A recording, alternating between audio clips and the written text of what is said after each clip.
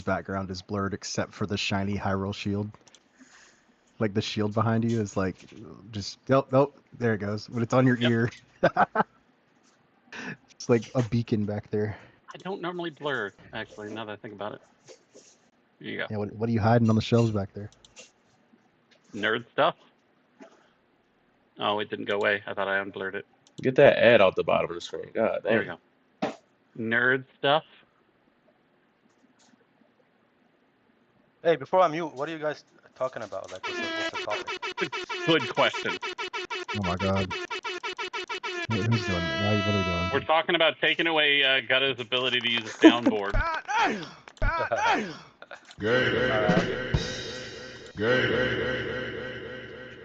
been listening. I'm gonna mute and listen to you guys. Like, is this your pod? Yeah, I think so. Or we're just fucking around. I understand it now. Yeah, I know don't what think Gutta's anyone doing. knows at this point. All right, let me know when you guys start podding so I can mute.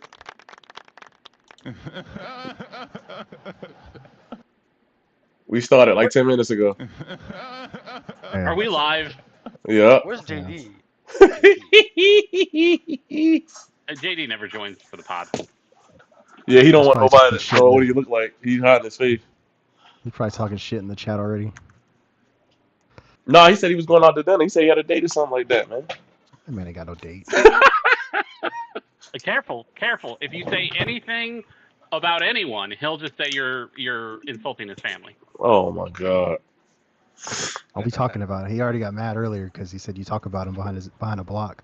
Which is funny because I don't think he knows how Discord ignore works because talking about someone behind a block is like if I block someone and then I talk about them, not they ignore me and I talk about them. Oh Yeah. god. It's lots of drama in the Discord since the Steeler fan guy joined. Whoa. Hey. Look, Steeler fans, they know how to do a couple of things. They know the fundamentals really well. They know how to play defense really well. Oh, man, dude. So he brought that energy to the chat, and now it's all defensive. Speed Freak said, "Tell him come outside." Fuck JD.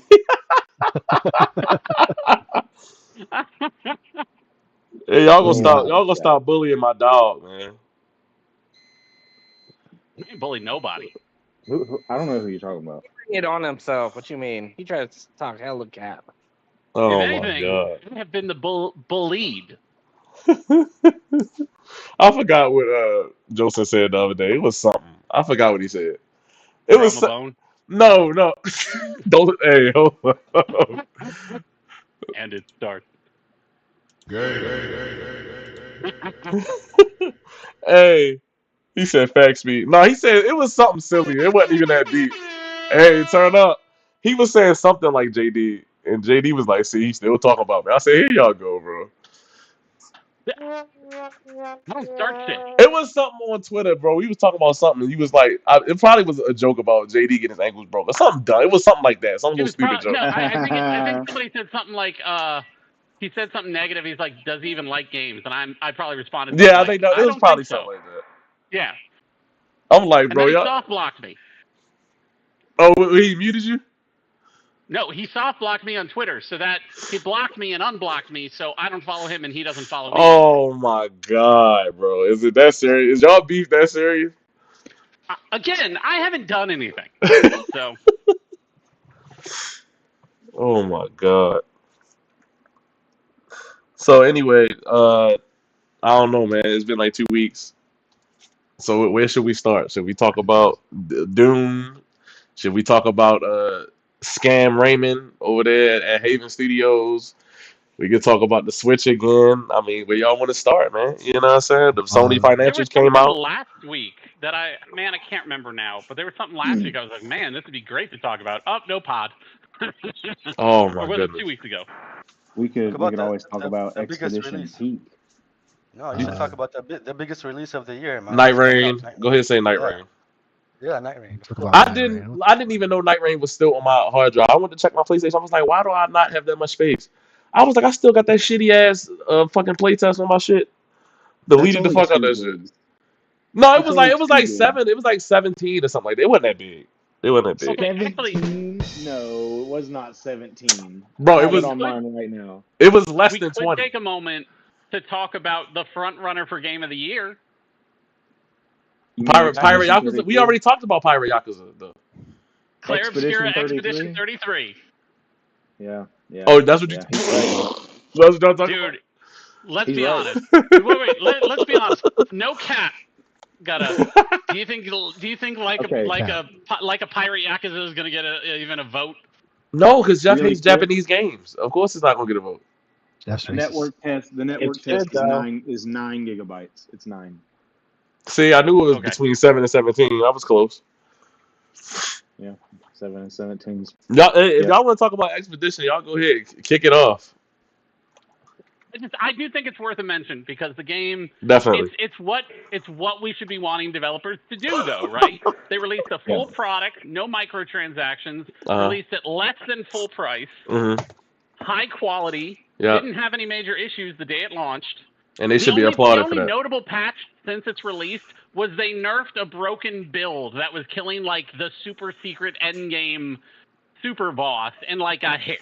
That's the only patch they've really done. So in terms of how a game should be done, exactly, we should give them credit. If nothing else, even if you don't like the game, I think it represents the gaming industry at its best. 100%. You got a bunch of people passionately coming together to make a game, high quality. They got fire voice actors, one of the best stories of the year. Yep. Great combat system, great graphics. So, giving them 100%. flowers, if nothing else. Can you guys imagine these are ex-Ubisoft devs, man? Imagine if Ubisoft gave them the freedom to like really do what they can do instead of like the bullshit Ubisoft puts out every time. Hey, this is the best thing France has given the world since the Statue of Liberty. The problem is though, is like even as successful as Expedition 33 is, you know, people say this all the time. They're like, why doesn't Ubisoft just do this? It's like because they've got, you know, thousands and thousands of employees, and they need to sell 20 million copies, not 4 million. You know, so like Expedition's done like 3 million. Expedition is. I was gonna say like, but for the development cost, that's the thing is they spend $100 million to try and make 400 million or something like that. Right. You know what I'm saying? Like they take a big swing cost wise, and then if it doesn't recoup it, they're in a bad phase. Appreciate the sub, Shadow. Appreciate the sub, Gangy. Appreciate it, baby. I just think people think that like Ubisoft could just like divide their employees up in 30-man squads and just pump out Expedition 33s, and like that's not like realistic. You know? No, but I think they could change how they approach development, so not everything is a make or break project. Now, in fairness, they did put out Prince of Persia last year, and that was a smaller project, and unfortunately that underperformed. But it was a great game, so I will give them credit for that. Hey, appreciate the bit, Shadow. He going crazy in the chizzy. Appreciate it, Anytime we get like an actual face reveal in here, it catches me off guard. So good to see you, Soul. I was like, who the hell was that? I had to hover over and see the names again to see who was actually. Somebody jumped in. I was like, whoa. So there. That's all I really had to say about Expedition 33. Everybody should play it. Yeah, it's a great game. I got through Act 1 before Doom came out, and I haven't been able to put Doom down. But I'll be heading back to it as soon as I finish it. Doom is so good. I haven't tried it yet either. I'm still playing Expedition. Just that. Man, 245 bits. Shout out to Shadow. Before Doom came out. My God. I'm not even gonna beat Death Stranding before Death Stranding 2 comes out. I don't think. I'm not even gonna play Death Stranding. I'm not even gonna lie to you. I knew it. I'm gonna play Death Stranding 2 though, but I'm definitely not playing that first. Hey. I'm torn. I might pick up Death Stranding 2. I haven't decided yet. Listen, Kojima said action from the beginning of the game. We not walking you for 10 hours. We getting you straight to the shits. So I'm buying it day one. I'm not walking for 11 hours, building no goddamn roads before I actually get to see something in the game. So shout out to Kojima. You know what I'm saying? The Japanese Neil Druckmann, man. You know what I'm saying? Whoa, that's an insult to Kojima. There you go. Kojima? Is that what we're doing now, guys? Kojima. But you only have 3 weeks to beat Death Stranding 2 before your actual game of the year comes out. What you gonna say? Donkey Kong. Oh, I'm dropping everything with Donkey Kong. I'm not playing nothing else. I know, you got 3 weeks to beat Death Stranding 2. I'll probably, yeah, I can do it. Okay. That first pod after Donkey comes out, he's gonna be on here in the overalls on the camera, just going nuts, man. I'm gonna find me. Start the pod, and you're just gonna see Donkey Kong behind him, and he's just gonna play it the whole time while everyone else talks. Yeah, I can't wait. And I'm gonna be on vacation that week too. I gotta find a gorilla costume so I can come on here. Whoa. Why do you need a costume? Hey, so what are y'all trying to say? What are y'all trying to insinuate? Damn. What are y'all trying? Go ahead and say it. Hey, hold up. Say it. I'm leaving. Say it. Leaving. I'll say it with you. I'll say it with you. He ain't saying nothing. That was all. Nope. He said, "Oh my God, Speed Free said the hard ER." Anyway, man, listen. Expedition 33. I think everybody should support it. It's a great game to support. It's a new IP. $50. Gorgeous graphics. Great gameplay. Everybody should support the game, and it's on Game Pass. I always say, regardless of here you go. Regardless of if I'm going to really fuck with the game or not, I'm still going to always be honest. Buy the game. Period. We need more innovation. I'm not going to finish the game because I'm bored to death, but people should support the game. Even I bought a copy of it. Yep, just to keep it on the shelf. Yep. Mm-hmm. It's in between my Call of Duties. Not in between Call of Duty. Yeah, that's weird. That's mad awkward. They're in alphabetical order. C's. Clair Obscure. Call of Duty. I'm partially surprised to know someone who actually has physical copies of Call of Duty games. Yeah, they were like $18. How does Clair Obscure fit in between? No, it doesn't fit two in between. Copies of it's after my Call of Duty. It's after my Call of Duty games. I was gonna say you're implying he has any sort of organizational method. He just jammed it in there like he does everything. Yeah. Hold on, you said he do. You said he did what? I ain't saying you said he did. It's after. You said he did what? It's after Call of Duty. He put it on his shelf between two game cases. Oh, there you That's go. What he did. There we go. Oh, there you go. That's the accurate way to describe it. Y'all want to talk about Doom? Did somebody beat Doom? Have you tried it yet? No, that was you. That was Doom Eternal. Yeah, I played it yesterday. No way. Nobody's beat it. No, I thought it was Joseph, but he posted that he beat Doom Eternal. It was not. No. I was replaying. I replayed Doom 2016 earlier this year, and I finished an Eternal playthrough the night Dark Ages came out because I wanted to have that done. I'm in chapter 5. Like I'm not like I know. Way I'm on chapter 5 too. It is fire. I think by the end of it, it's going to be my favorite of the trilogy. Like it doesn't have the annoyances that Eternal had. Like you had to play Eternal a certain way. Like you had to get ammo and stuff, and they were always like gatekeeping shotgun shells. Like I never had enough super shotgun ammo for my taste in the game. Hey. This one, it's like here, have 8 different ways to get ammo, and just go kill things. And y'all haven't even like honestly, like I was feeling the game was kind of slow still around chapter 4. It really starts to pick up after 5, and then by chapter 13, you've got so many options and so many weapons and different ways you can get the shield out and your melee weapons. It's definitely like I don't know if it'll be above Eternal for me because I really loved the way Eternal made you be creative with your arsenal and how it had you approach fighting different kinds of demons with different strategies. But I do just love the simplistic nature of like, you don't see my clips on Twitter where I'm like using a bunch of different guns. Like I pretty much just use the same gun. Like I've been using the Skull Crusher a lot lately. Sometimes I use the shotgun a lot. It's really more about using the shield, parrying, dashing, and using your melee to get health and ammo. So I love the shield. I know a lot of people are not upset, but I know a lot of people prefer the speed of Eternal. I don't mind that it feels a little slower because I still feel more excited to get into a fight in this one than I did in Eternal. Get the upgrade for the Skull Crusher pulverizer that makes it turns your speed up and your fire rate up, and it's just as fast as Eternal.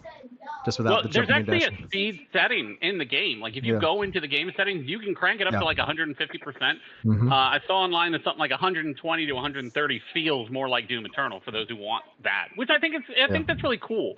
Like they've designed this game to be a little slower, but they've given you the controls to play it more like Eternal if you want to. Well, it's slower, but you can take more damage too because you can block and you can parry. I love the shield, man. Oh. It's one of the reasons I'm loving this. And every melee attack gives you like health. No more parries. Bro, yeah. I'm at the beginning of the game. I don't have no complaints. But if I fight another boss where the only way to damage it is by parrying a fucking green diamond on the side of the projectile, I'm gonna be highly upset with this, man. I don't think there's really any bosses that make you do that. No. Well, it was one in chapter 4 where it had the 2 red diamonds and then the one of green on the side, and you got to keep moving over the parry, the damage. There's also a boss in like gold armor that but you could just shoot through it. It just takes less damage from your guns. So if you notice the enemies that have armor, shoot them with like an automatic weapon until it lights up red, and then throw your shield. It busts the armor. I haven't tried that with one of the boss types. With the, I can't remember with that chapter 4 boss. I know that one was, I think, intended to teach you how to parry, so maybe you have to do it with that one. But I haven't fought any boss since then. I mean, you want to because they're in your face hitting you with attacks, but like anytime you're shooting them and you see that armor starting to light up, once it gets really bright, just throw the shield and it blows up. I like it more than Eternal, though. I'll say that. I definitely like it more than Eternal. Duel says Doom Dark Ages is a Souls-like. Bro, it's literally first-person Souls. No, I'm playing.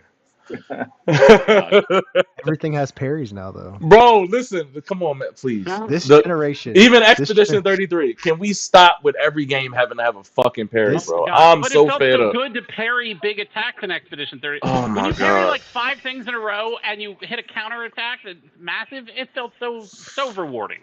This generation has had there's so many games with parries and fucking grapple hooks, like grapple shots, like Halo and Horizon and fucking hell, Split Fiction has one. Hey, that's just showing how influential 007 Agent Under Fire for the PS2 was.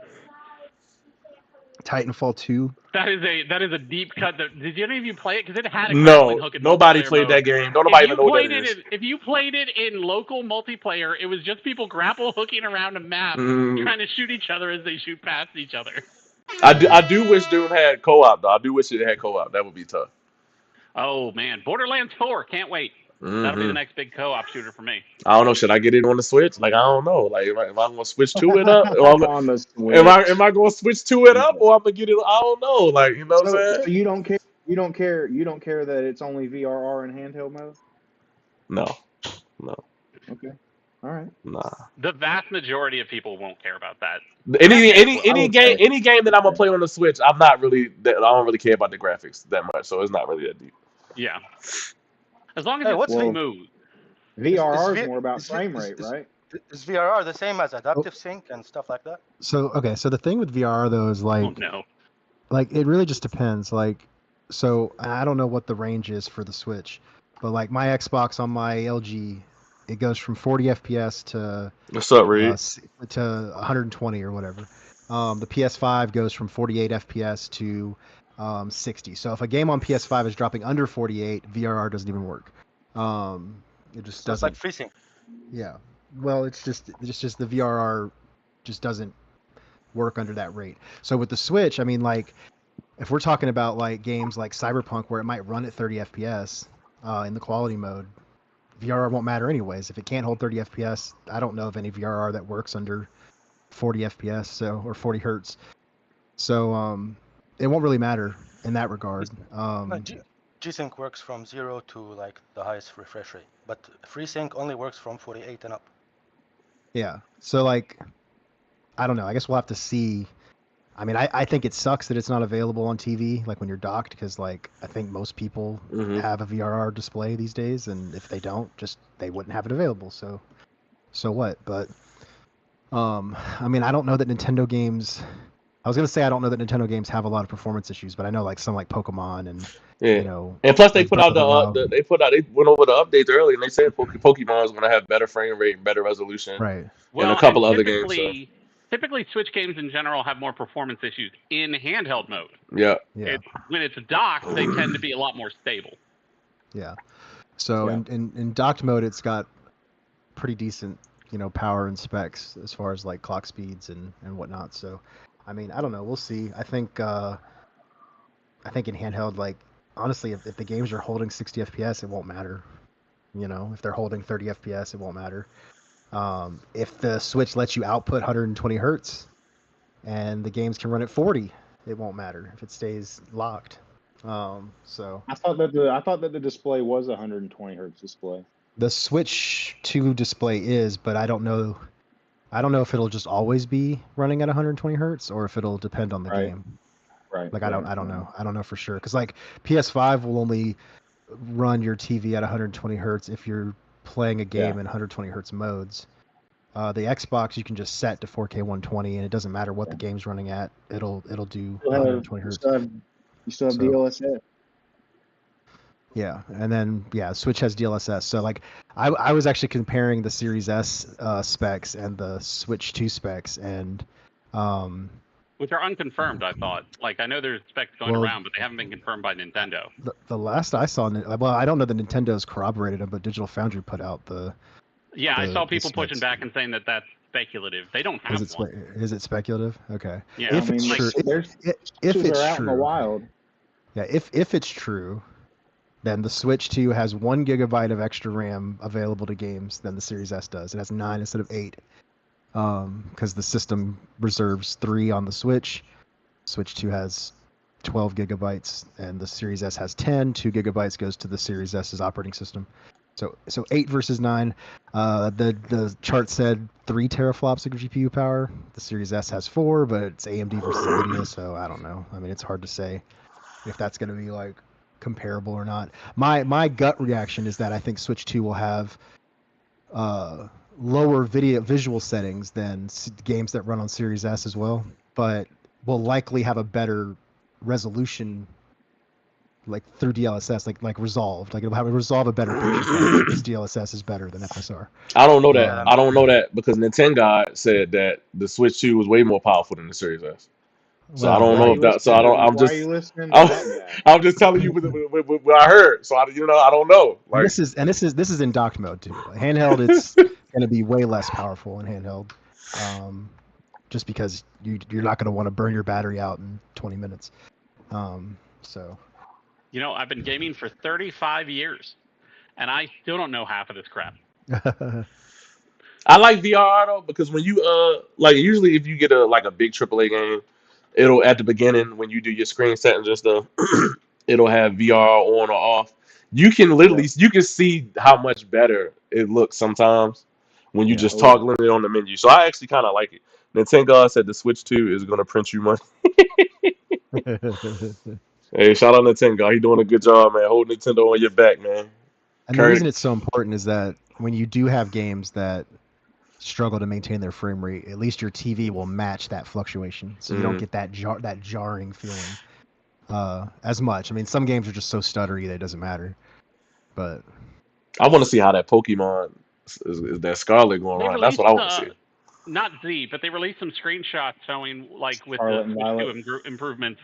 Sorry. For some reason you said Scarlet and Violet, my brain was like Sword and Shield, and I don't know. My brain's mixing up stuff today. But yeah, and it basically was handling, it was more object density than like graphical improvements. So if it runs more stable and it shows more things on screen at once, I'm content. Because that was really Violet and Scarlet's major issue, was just like pop in and poor performance. Well, and the good thing too, just about in general, is if a game was already using dynamic resolution and already had an unlocked frame rate or a frame rate up to 60 FPS, just playing on Switch 2 should be an improvement. Like the GPU and the CPU should just run it better without a patch, in theory. But it's nice that they are doing improvements for different games. Yeah. So it doesn't sound like Pokemon's getting like the full Switch 2 version upgrade. It sounds like it's just kind of getting like. I just want a Lock 30. If they can give me a Lock 30, I'm fine. Free. That's why it's getting a free update too. You're not paying $10 for Violet and Scarlet. So by the way, can we remind people that Gutta is on Nintendo's team for the rest of the year? He swore allegiance to Nintendo. The moment Bonanza was revealed, he got Nintendo actually tattooed on various spots of his body. He's not allowed to show on Twitch. I remember I was there. Who said they was there? Sonny said that? That was look, man. What we sound alike? We're both white. I wasn't looking at the screen. I was looking at the chat. Look, I appreciate a man who knows the first rule of improv is always say yes. So Soul heard it and he ran with it. Yeah, I don't have nothing. Listen, I already told you I ain't even gonna speak on Nintendo unless it's positive. I don't have nothing to say. He said inject that bananas in my vein. You already know. At launch, I'm gonna get Pokemon Scarlet. I'm gonna get Tears of the Kingdom. I'm gonna get Yakuza 0. I'm gonna get Tropical Freeze. I'm gonna get Super Mario U Deluxe. And I'm off that whole week. I'm playing nothing but Nintendo. You getting Cyberpunk too? Nah, I already beat that on PS5. I don't really buy games twice unless it's like Scarlet Nexus or something. But or if it's Yakuza. Yeah, if it's every time they release Yakuza 0, he's going to. I've never played it. Funny enough, I've never played Yakuza 0. That's the only one in the whole series I've never played. For real. This is shocking news to everyone else, right? Like, this is the man. Like, if you cut him, literally Yakuza games come out of his veins. I played 1, 2, 3, 4, 5. I played Like a Dragon. I didn't like it like that, but I played Infinite Wealth, Pirate Yakuza, Lost Judgment, the Western one, Like a Dragon, Inshin, Man Who Erased His Name. I played the zombie one back on PS3. I never played 0. But the one that started the resurgence of Yakuza in the West, that's what 0 did. It did. That's the one you skipped. Yeah, I don't know why I never played it. I truly don't know why I never played it. But I'm gonna play it on Switch. I've never played any Yakuza game. Me neither. Well, you also have questionable taste. You never played a Yakuza game? And all of them was on Game Pass? I own it. What? I own 0, Kiwami 1 and 2, 4 and 5. How you own all of them? You ain't never played one. I just haven't gotten around to. I own like 700 games. Like I haven't gotten around to a lot of stuff. I played Metal Gear. Yakuza's like 300 of those. How have you not played one? I played Metal Gear Solid for the first time like 2 years ago. Like, get off me. Okay, but that didn't have a version that was playable on modern systems until a couple of years ago. You have had access to Yakuza games on a console for like 10 years. Yeah. I mean, I'm not going to give you that hard of a time. It's surprising that you've never even done it. There's so my whole thing, like, since joining Twitter and kind of like gaining a lot of like meeting a lot of people that have like a lot of different games. Not that I didn't know about some of these games, but like Metroid was a series that I got into in like 2021. I didn't play Final Fantasy VII until 2019. Metal Gear until end of 2023. So it's been kind of a thing with me where I've been trying to go back and play series that I just didn't have access to or I just didn't have and play when I was a kid. Metroid is goated, you know. Amen. I love Metroid. Fantastic. Listen, the one Metroid game I was interested in, they won't make a sequel for it. Dread? Which one? Other M? No, Other M. Where she was on that motherfucker getting swaggy. That's the one I wanted to play. Gotta stands the worst Metroid game ever released. I never played it, but I see the movement. She flipping around high speed, all type of action. I said I need to play that. You never played it. Never mind. Okay, that's why you stand it, because you've never played it. How is Devil May Cry not your favorite series? How is that? Because to me, Devil May Cry has had too much up and down. Devil May Cry 1 was pretty good, but to me it wasn't great. Devil May Cry 2 was trash. Devil May Cry 3 is an amazing game. Devil May Cry 4 was good, but I'm not into playing as the nephew. I really just like Dante 5 and Virgil. Goated, right? 5, I actually dropped 5. I do want to go back and play it, but I had it on launch on Series X, and I just didn't. I think it's because I didn't like that dude. I didn't like that dude that was just commanding fucking animals and shit. The dude with the staff. Virgil? No, not Virgil. No, you know what I'm talking about. On Devil May Cry, is it 5 where you use 3 different people?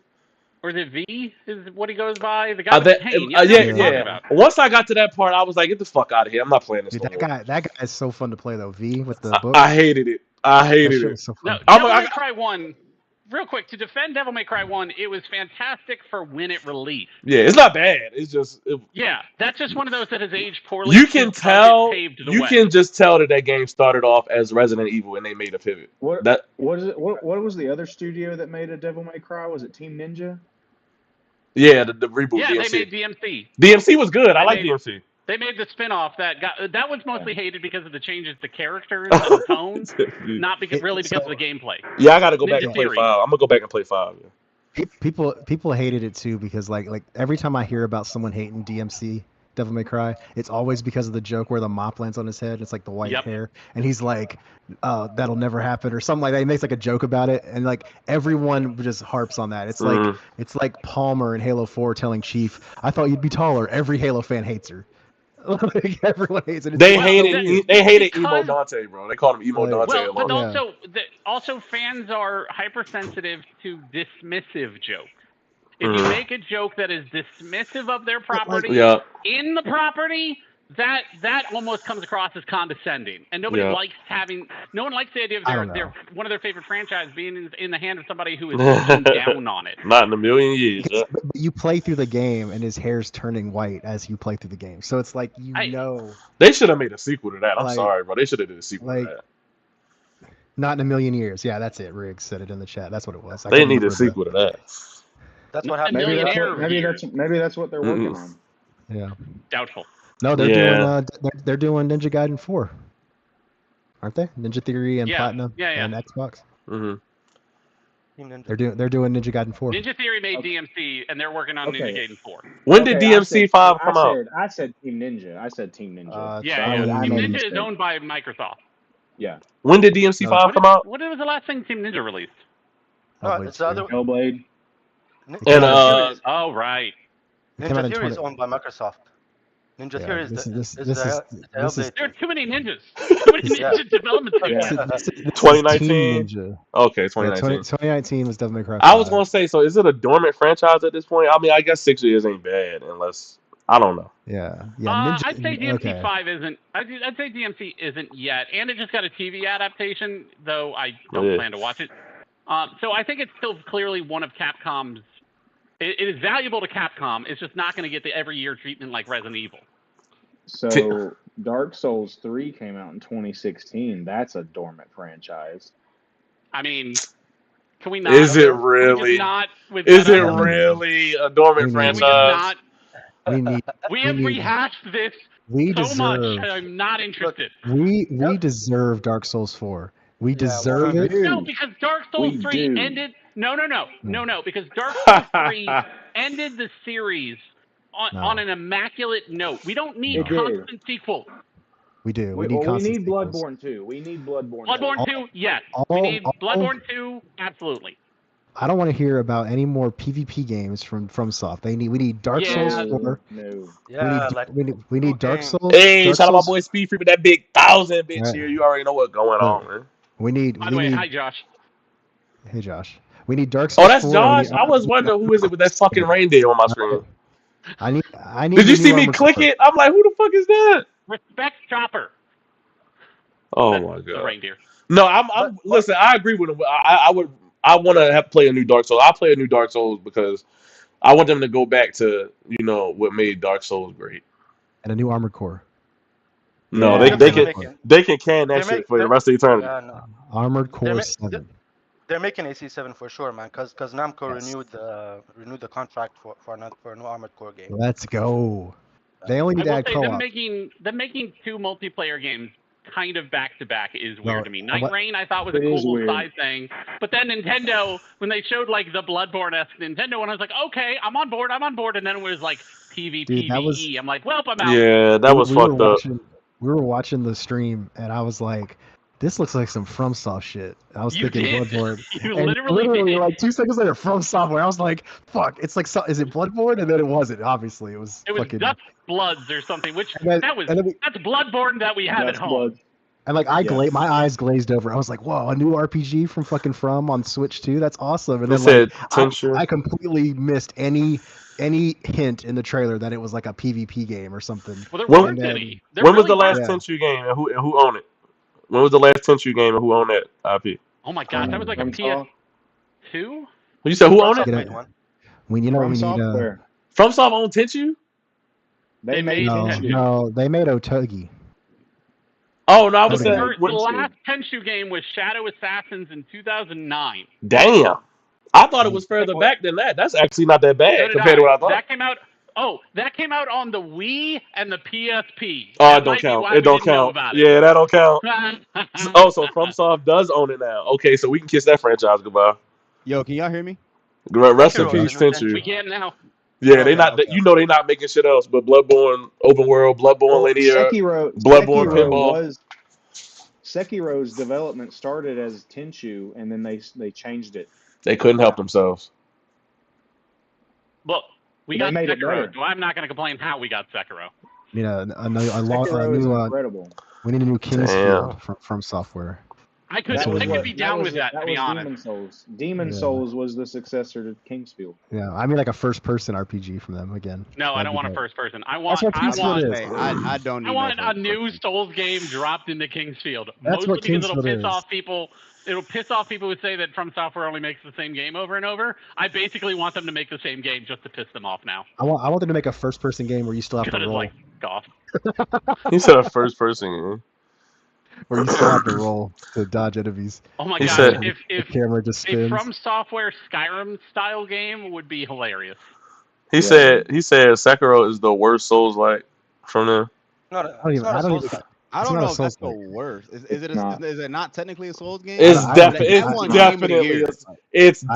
a Souls game. It's a Souls game. Yeah, it's not even an RPG. Now, if you're gonna have surface gameplay, it's a Souls game. It's not a Souls game in gameplay. Yes, if you're going to go with worst, though, it has to be either Demon Souls or Dark Souls 2. And I like them both. You said Demon Souls. Yeah. I like Demon Souls. Y'all said Demon Souls? Demon Souls has so many concepts that they refined in the later games. Or dropped, like World Tendency, which hallelujah. Yeah. Honestly, I didn't have any problem with World Tendency because I only died like once the entire playthrough. It's so easy. Yeah. Still, yes, it is. Oh my God, the Knicks are up 77-43. Holy crap! Sorry. Yeah, the Knicks are cruising. I'll take Demon Souls. Yeah, that's what I'm at, bro. Demon Souls any day, bro. I don't play Souls games, bro. That ain't my bag, though. That's what I'm letting y'all rock. I like to enjoy my time playing games. I don't like to break my controllers. I get that enough attention. You know what's weird is this is where I Riggs mad because his Cavaliers got eliminated. I play. They were not going far. They were not going far, honestly, bro. I ain't going. Well, they was the number one seed. They was the number one seed, though. Number one seed since the Hawks. But they had injuries to like 3 of their 4 top players. Like if they were healthy, what 3-4 top players? Evan Mobley played. Spider played. Only person that was hurt was Darius Garland. You can be hurt and play.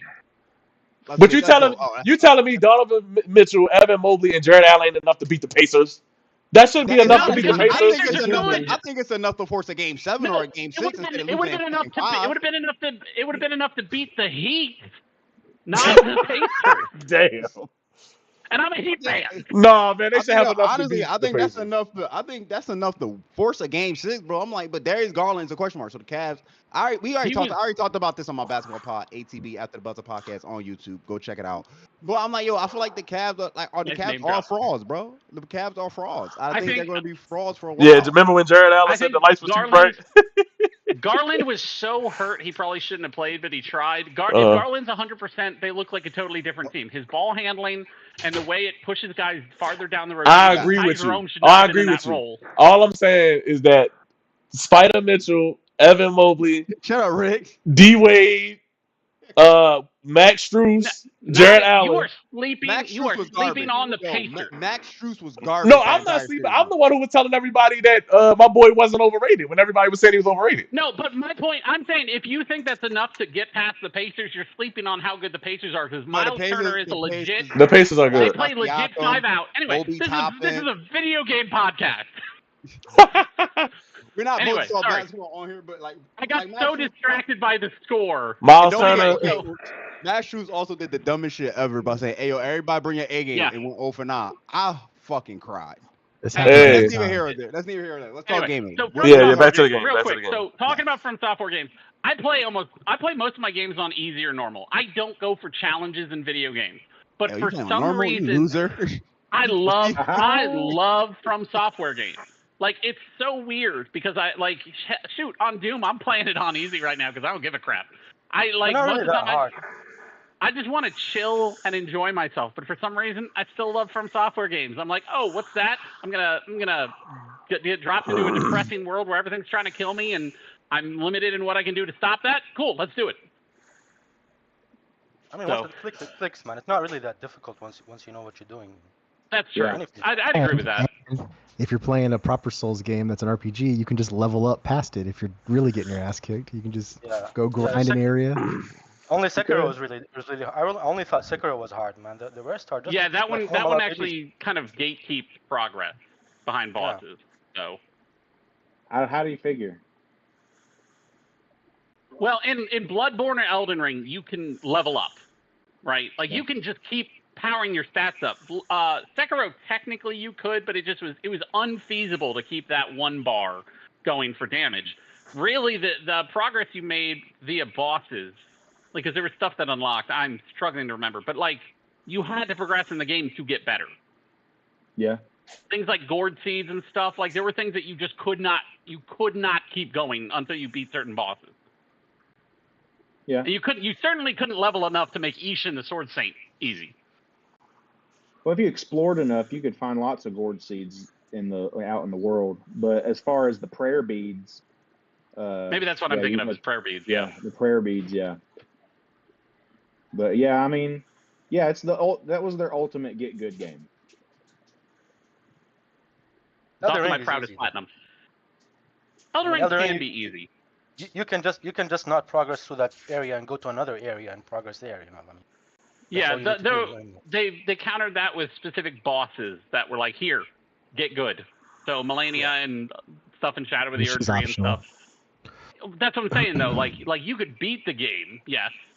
You could power through and beat it, but certain bosses you couldn't level to the point that they were trivial, is what I'm saying. My only issue with Elden Ring is just like the last act of the game is just so annoying and unbalanced. I still am never going to play that, by the way. Never. That's fine. From the moment you get to the mountaintops, it's just like, okay, this. Never gonna play what? Elden Ring? Yeah, I'm never playing that. You never play Elden Ring? Hell no. One of my childhood friends tried to get me on Elden Ring during the pandemic. I said, I'm not playing that shit, bro. And he don't even play Souls game, but he got on Elden Ring because I think one of his homies told him to get on it.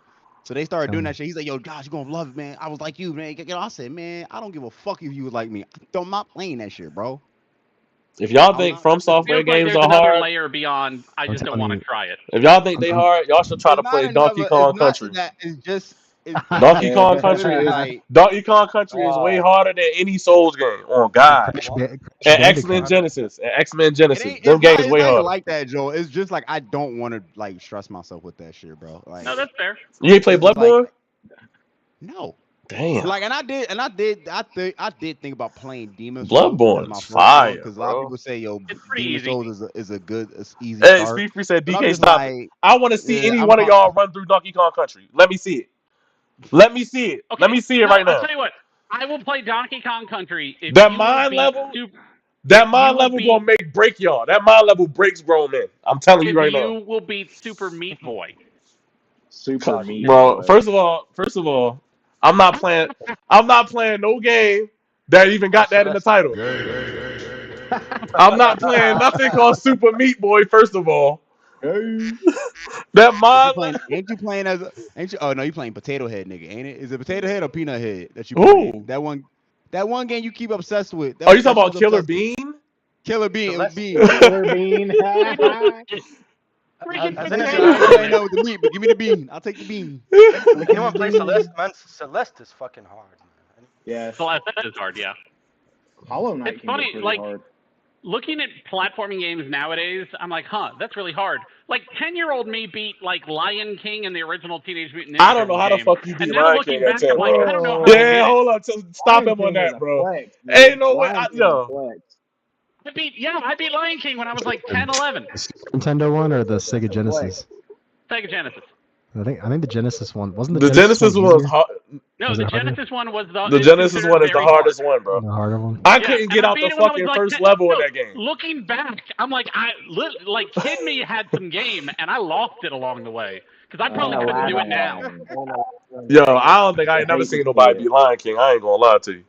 I beat Lion King and Teenage Mutant Ninja Turtles for the NES. Those are probably my that one I do know. That one I do know. People said that was a very hard one. I know about the Lion King one. I'm trying to think of horror games that I played. that were like outside of. They weren't hard, but I remember hard bosses that made me stressed that I literally had to put down the game. Well, apparently, when I was Ghosts a kid, and Goblins. What, Ghosts and Goblins? Yeah, there you go. Like, so when I was a kid, they made games normally hard, kind of to make it so you wanted to rent them multiple times, or because the arcade version they wanted your quarters. See, this is back when we rode pterodactyls around, and there were still woolly mammoths. Somebody is video chatting me on Twitter. That's weird. Who the? X-Men Destiny is the hardest game? X-Men? Oh, the hardest X-Men game? Wait, X-Men 1 with the 3 characters? You got to choose their powers? That shit was easy as fuck. I was going to say, how? Considering, like, the Genesis and the NES X-Men games were way harder. Shit, X-Men Legends was a kick in my ass, bro. X-Men Legends was such a good game. I beat the X-Men Destiny easy. I don't remember that game being hard at all. Dr. Riggs is the one saying X-Men Destiny is the hardest X-Men game. If I'm thinking of one on PS3, that was like the last X-Men game, like with all X-Men characters, not all the X-Men characters. You followed it up. You followed it. It's hard because it's ass. I had was it Next Dimension on the GameCube, the fighting game? I don't know if y'all ever played that. It was so bad, but I loved it. What was the Wolverine game on the OG Xbox where you fight the Wendigo? X-Men Origins Wolverine. It was the movie tie-in game. No, was that the one with the Wendigo, or was it another one? Or are you talking X2? Because there were a couple of Wolverine X-Men games. It was X2 and it was X-Men Origins. X-Men Origins was the best one because that was the tie-in game. But that was like literally the best movie. So are you thinking of a game where you could like you would lose on the OG Xbox? Hell no, man. I think it's X2 because X-Men Origins Wolverine was on PS3, Xbox 360. No, it was on the OG Xbox, and like that's X2. One of the first bosses is a Wendigo, and X2 Wolverine's Revenge. That game was hard as shit. I had that on GameCube. That game was definitely hard. I remember I rented that from Blockbuster, like when it was still a thing. I rented a lot of my games from Blockbuster. Simpsons, Hit and Run, all of them shits, bro, came from Blockbuster. Mm-hmm.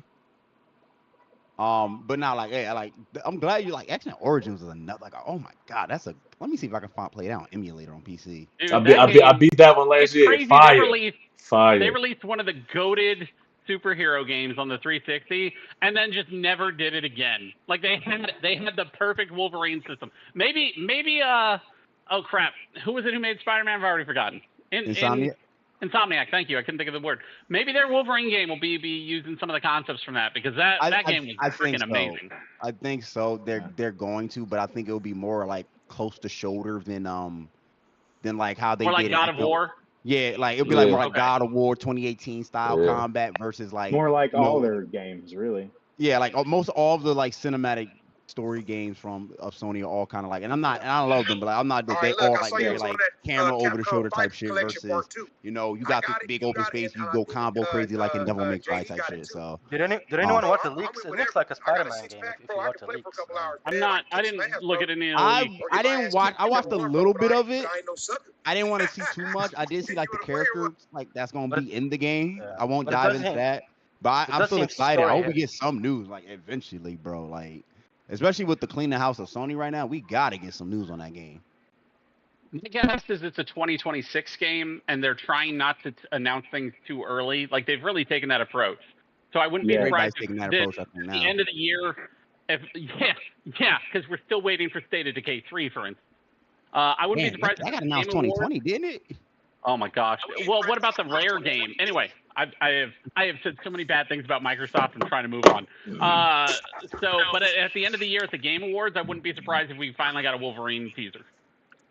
I think we need it. It's long ago. I think we're gonna get a showcase this month or next month. I don't think so because they did like Sony? a mini state of play for Borderlands. That was okay. I know I probably missed that show because I'll be streaming on Fridays now. So it's like one of the Fridays I take off streaming. So the Borderlands 4 game I'm going to pick up. We already got our squad. We got Mars and Joel. I just feel like at the same time, like, bro, I didn't need to see this as a state of fucking play. This could have been saved for summer games. Well, that's that comes with the marketing dollars. Yeah, exactly. So yeah.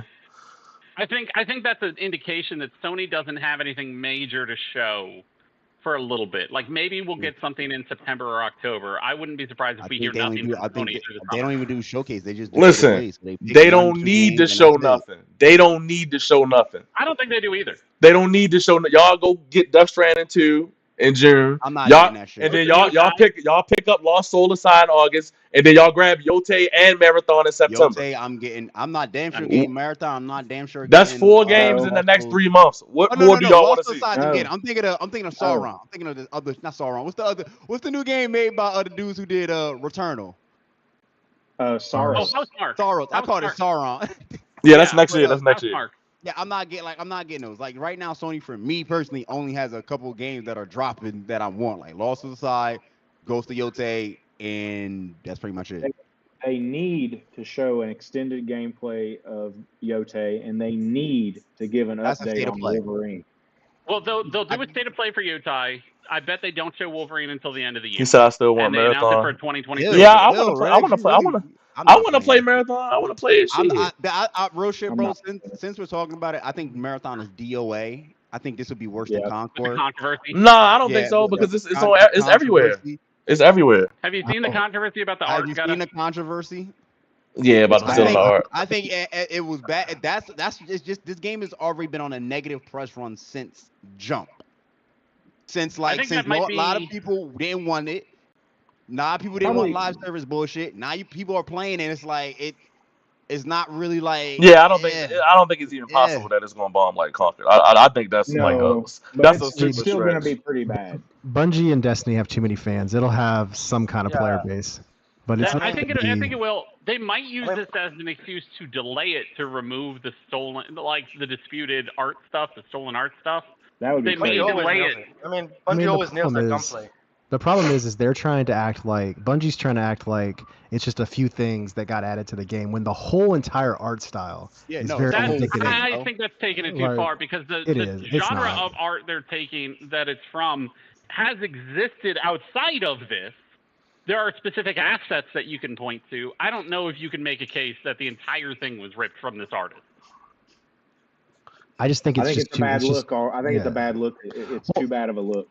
And it's a couple things. It's like one, obviously there were some direct assets ripped from that person's art, right? And then it also kind of matching that art style. And none of it matches Marathon. None of it has anything to do with Marathon itself. So people are just like, you'd have to prove chicken and the egg. If you're going to claim the entire game stemmed from this art style, when the other scenario is they settled on an art style and the person who did take the work saw it and took it then. But there's too much to say they stole the whole thing. The problem is though, from what I understand, like they're trying to make it seem like, oh, it's just one person who used to work here and, a couple things got added to the game from a 2020 submission or whatever. But they got like 5 or 6 people that work there in the art team that follow this person that they stole the art from. Like, come on. Like, I just don't believe follow the person doesn't mean the entire game's art style was ripped from them, though. I'm not saying that, but I'm just saying, in general, it's just a bad look all the way around. Oh, it's a bad look, but I think it's a more nuanced conversation because I've seen other people make the claim. Like, I saw one person up in arms like, oh, they need to cancel the game because the entire game has been stolen from this artist. And I'm like, come on. My thing is like proving that that's what happened is going to be a stretch, obviously. But the optics are the optics. So anytime someone sees the art style of this game, and they know about this controversy, they're going to assume, because that's just how perception works. It doesn't matter that much. Yeah. So but I think you're overestimating how. That'd be funny. They should just hire that guy, and pay him off. That's it. I think that would be a good idea. They're probably going to definitely need to delay the game. And like honestly, like when was it supposed to come out this year? Like August, I think, September. Yeah. Oh, yeah, it's delayed. So I mean, I didn't think the game looked good at all to begin with from the get go. But I saw the gameplay. I know people who played it. Sony also has that resentment for an X-long pass. No, it has literally nothing. That's a joke, dude. That's a joke, dude. I hate you. I play so much Destiny. What are you talking about? I knew if I said it. It just feels like this game was made while we could have had Destiny 3 on real shit. Yeah, I don't want Destiny 3. I don't want a live service game from Bungie. I want a AAA campaign from Bungie. But that's not their bread and butter. Their bread and butter is AAA campaign with live service. So Destiny 1, Destiny 2 was a huge, major success. Destiny 2 still getting content, and Destiny 2 been out for almost a decade now. Is like at this point, I'm like, where's Destiny 3? We still got some unfinished story here. We need to wrap this up, and I think that's the third game to wrap it up. And I'm like, you making this live service game, and I'm like, this is not going to do, even with your fan base, this is not going to do the numbers that think it's going to do. I think with Marathon, they had a chance to have a narrative focus again for the first time since Halo Reach. Like they haven't had a narrative focus in any of their Destiny games at all. Is there narrative focus in Marathon, or is it just like a simple extraction? No, they said there's going to be story elements in it, but it's a live service extraction game. Concord said the same shit. How'd that go? Yeah. So if you're not there from day one, you're not going to know. And it's the same in Destiny, where it's like, they don't even give a shit about the PvE content because you can't go play the Red War from the launch of Destiny 2. People paid $60 for that at launch. I paid $60 for that at launch. The first 2 expansions, I think, are just gone or vaulted. Paid content that you just don't have access to anymore. And, it's ridiculous. The whole thing's ridiculous. 5792. About to be started 4th. Let's go. Belt the ass. So it's just frustrating because it's like, I feel like, people, and rightfully so, like, criticize and rag on 343 for how Halo has kind of gone over the years. But like, I feel like Bungie's fallen just as much. Rick said Shattered Cycle. Is that a new DLC, new expansion? Yeah, it's a new expansion. They're just more popular because they're on all the platforms, and Destiny blew up. But like, the quality has definitely fallen off over the years, and it's been frustrating to see. The quality of what? Quality of gameplay loop is as good as ever. So that's why I said quality of what? The writing is that what we're complaining about? If you care about, but like the writing in a video game. I'm sorry. Like Destiny, I didn't think the writing was bad. I thought the story was great in Destiny. When they focus on the story, they do a good job with the writing. I will say that. Like, I love Destiny 2. I thought Forsaken was a fire-ass DLC. But when you look at Destiny from 2013 to now, like, the stories that they told in Destiny do not resonate with people like Halo 1 through 3. But I think that you got and this is the thing I will give Halo. Halo has a very popular character that people fell in love with, almost like a Spider-Man type vibe. Like, in terms of like people fall in love. Everybody loves Master Chief. So they built the story around Master Chief and Cortana. So up until Halo, what was that one? 5 Guardians, people loved the story, and then Guardians came out and it was like 50-50 on it, and then Infinite came out and it was like, we still don't know how we feel about this. Well, not everybody loved 4, did they? No, 4 was viewed as a disappointment. I didn't know how people felt about 4. I just know Halo 3. 4 is underrated. If anything, it was overhated at the time. The campaigns for Halo have been divisive since 343 took over. But I mean, like, even the 2 that Bungie made that don't have Chief in it at all are some of the most loved, with ODST and Reach. Reach and ODST, So I mean, like, I just feel like Bungie really took a step down with their storytelling. And I mean, like, Destiny 1 storytelling definitely was horrible. You got most of it in the Grimoire. It was over in like 7 hours before you even know what was going on in an RPG. I think that's more how you tell the story than the story you tell. The story of Destiny 1, when you had it, was actually quite excellent.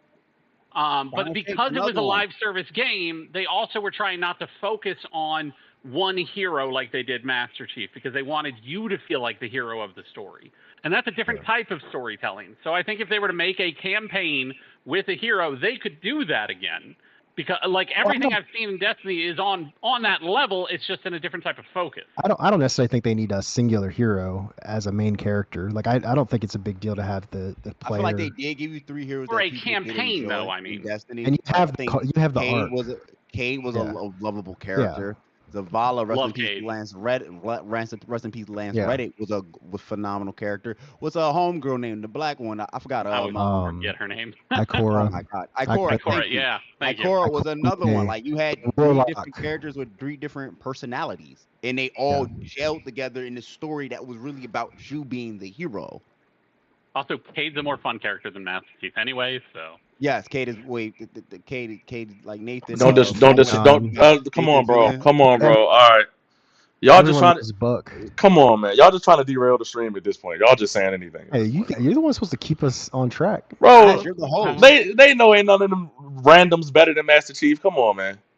No, I will say you're right. We're saying better in terms of an icon, Master Chief is above anyone from better Destiny. Character though. That's what we're saying. We're saying a better character. Well, that's not on like Master Miles Chief, Morales though. is a better character than Peter Parker. Peter Parker is more. That's crazy. I don't. It depends on the debate. I'm not gonna say he's wrong, but that's a good debate. That's debatable. I'm not gonna say he's wrong. That is debatable. Miles Morales is the better character than Peter Parker. I will say, Doom Guy is better than Master Chief. That one I am sure. Doom Guy is better. Doom Guy. Come on, bro. 100%. Depends on what you're talking about. Come on, bro. That was Diet Master Chief before he big. Yeah, that was Diet Master Chief. Yeah, come on, man. He that dude. That Timu Master Chief, he don't stop, bro. The story isn't very. The story is not exactly the best part of Doom. It's really more about. It's absolutely not. But it does have its moments. It's like the lore around Doom is actually very good, especially from someone who's starting to play Doom. Like the first one, it's actually not that bad lore-wise. It wasn't really till like Doom 3 and then 2016 when they started doing like more story stuff. You know, where they wanted to actually Duke Nukem clears. Tell a story during the game. Duke Nukem clears Doom Guy, by the way. They couldn't do Duke Nukem in 2025. Yes, they could. Yes, they could. I'm about to say, nah. Duke, the last Duke Nukem game. They'd have to tweak certain things. Nah. Look, listen, Duke Nukem forever. Canceled in this year, bro. He's uncancelable. What do they need to tweak? Nothing. They would have to tone down the more misogynistic aspect, more womanizing aspect. As a matter of fact, because fuck these hoes, man. Bring Doom Guy back. Duke Nukem back, man. Fuck these hoes, man. Bring Duke Nukem back. Let him go crazy. We can't even have James Bond be a womanizer right now. Man, that's how tough it is in the. Let him save the babes. Bring them back, man. Fuck the babes. Yo, the boys is enough. The people tolerate the boys because of the we bring Duke Nukem back. Yo, everybody's imagine. If unless it's not from the boys on Amazon Prime, everybody's like instant cancellation. Hey, who owns Duke Nukem? Let me see what's going on, bro. Imagine Capture the Babe in 2025. Yeah, we need that, man. Where it's gets a chick in a bikini and you like slap her to get her to stop squid. Yeah, it's not gonna work. I remember that last Duke Nukem game, bro. I was like, okay, this is. Gearbox. It's very infamous. Gearbox software. There was Duke Nukem DLC in Bulletstorm. Was there? Yeah, that was from the remaster. Bulletstorm was another one that was crazy. It was from the remaster, yeah. Bulletstorm is probably the closest we've gotten to Duke Nukem. So Take Two. Nowhere near Duke Nukem. Take Two owns Duke Nukem now. Okay, that makes sense. Maybe Xbox will put on Game Pass if they go buy. You remember that post that went around? It was like, if your franchise is owned by one of these publishers, you're never going to see it again. That's Take Two. You're never going to see it again. Yeah. Why don't they make Duke Nukem a character in Borderlands 4? That would be fire. The only thing oh my God, he can work at Borderlands. The only thing you're seeing from Take Two is that trash wrestling game, fucking Borderlands, and hey, what trash wrestling game you talking about? WWE 2K. Yeah, at a Rockstar. That's 2K. They owned by Take Two. I didn't know that. Yeah, it's 2K. Oh yeah, that's all you get. You getting 2K. You getting 2K wrestling, 2K basketball every year. Yeah. Oh yeah. Basketball. You're getting Borderlands, and you're getting a Rockstar game every 20 years. Roki, you might get a Mafia game depending on how they do Mafia. Like they do Mafia. There is a BioShock 4 in development, yes, and that's different from Judas, which is in development from Ken Levine, who made BioShock. Are we still getting Judas? Because I ain't hear nothing about that. They released some info. I want to say early this year, or late last year. It's still in development. I think it's supposed to be coming 2026. They showed a trailer at the Game Awards. Okay. What about the sci-fi game with Matthew McConaughey? I have no idea about that one. You guys know what I'm talking about? No. Exodus? Is it Exodus? The Mass Effect team? The people that made some of the people that made Exodus, yeah. There you go. Does that have Matthew McConaughey in it? It apparently does. Oh, it's inspired by. Yeah, it's from people I think that made. I think some people have made a studio, and they're from some of the original creators of Mass Effect. Which they have. So there's an item. A reward has been unlocked, inspired by Matthew McConaughey, called the Traveler's Star Emblem. I have no idea what I'm looking at. It's about to ass. Wrap it up. What's up, JD? It's about to ass. Wrap it up. Oh shit, JD in here? Where's JD in here? Nah, that ain't JD. I thought that was JD. I'm looking at another stream. That's why. He's out on a date apparently. Is he? Apparently, he's on a stream. I thought he was married. We don't know. JD doing everything. Yeah, who knows what JD got going on? I don't know. Yeah, he in one of our other home streams. I'm apparently not allowed to comment. Oh damn, he in somebody else stream. JD, he's disloyal like that. Damn.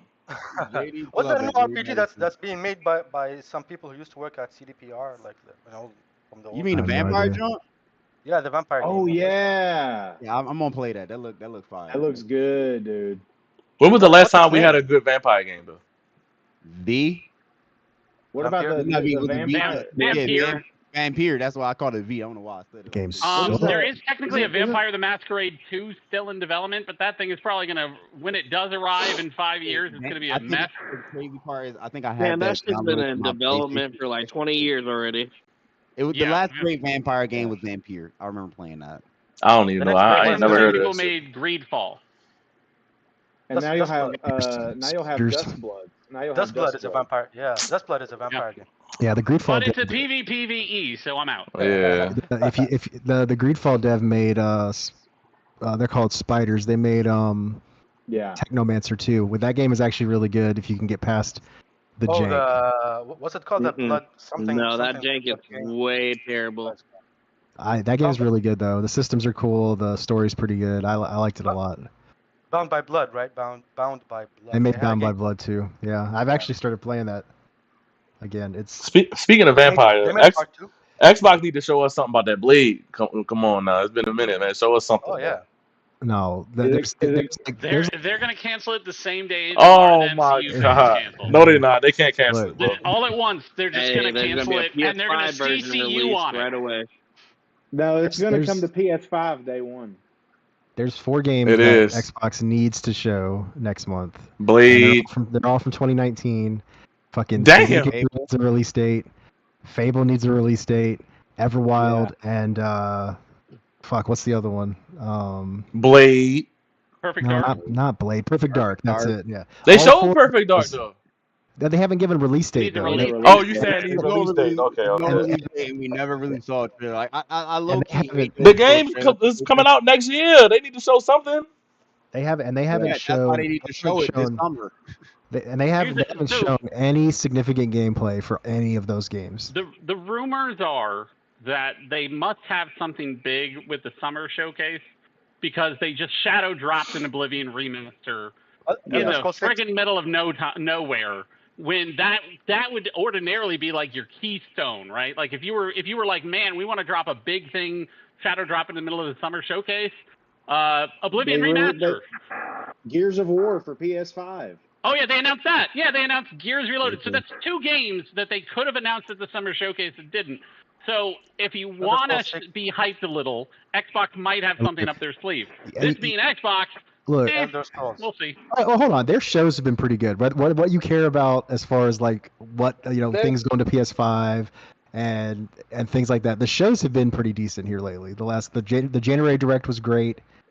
The last year's summer show was great. All this stuff they've shown. The shows be fired. No, that's the thing about it. The shows be fired, but the games don't be good when they come out. What frustrates me about like the shows every year though is that like they'll shadow drop Oblivion in April next to Expedition 33 and they'll just randomly announce Gears of War remaster, but then like fucking Fallout 76, ESO, and Sea of Thieves will have a spot in the show next month. It's like why? Damn. Like, give a fuck about these games. No, like, I gotta say, their strategic acquisitions have been paying off because all the stuff from Bethesda has really propped up their releases. Like if you look at like Indiana Jones, Oblivion. There was another one that I'm already blanking on. Like the Bethesda stuff has really been carrying them for the last year. That's the only thing keeping the lights on in that building. Well, Activision, like Call of Duty, is making money hand over fist because it's Call of Duty. That's different. Call of Duty's Call of Duty. And Candy Crush. They own Candy Crush. I'm talking about even prior to that, it was just Bethesda keeping the lights on. When they bought Bethesda first before they bought. Thousand Midnight, actually. That was the first legit Xbox grown thing in a long time. That was from Compulsion. I will give you that. That was the first homegrown Xbox game in a long time. Indiana Jones as well. I mean, that was Bethesda. That was the purchase. They bought Compulsion too, though. So I mean, Well, Like, but they bought Compulsion's Compulsion a long time ago. That was like, I don't have an issue with buying smaller development studios that you have a relationship with. That's just a natural thing. Buying the largest third-party publisher in the business is a different type of thing. I'm going to make jokes about. Bethesda, though, they have a long relationship with. So. Well, Bethesda was like the second biggest third-party publisher when they bought them. So it's still. I think EA and Ubisoft are bigger, but yeah. Okay, but I'm just saying, like, so Compulsion is a little bit different. Compulsion is like Insomniac joining Sony to me. That makes sense. It's a single dev. I mean, I think from their last gen studios, it's just been 343 with Halo Infinite and Playground, or not Playground. Whatever it is, not Playground. Is it Forza Horizon 5 and Forza Motorsport? They still haven't got JD, that's your brother. You grew up with him. What you mean? Coalition hasn't put anything out yet. Yeah, I'll be honest. Gears, I haven't really cared about Gears of War since Gears of War 3. Like 4 and 5. Like 5 was fine. 4 was bad. All right. In my opinion, 4 was trash. All right, let's talk about Gears of War right quick.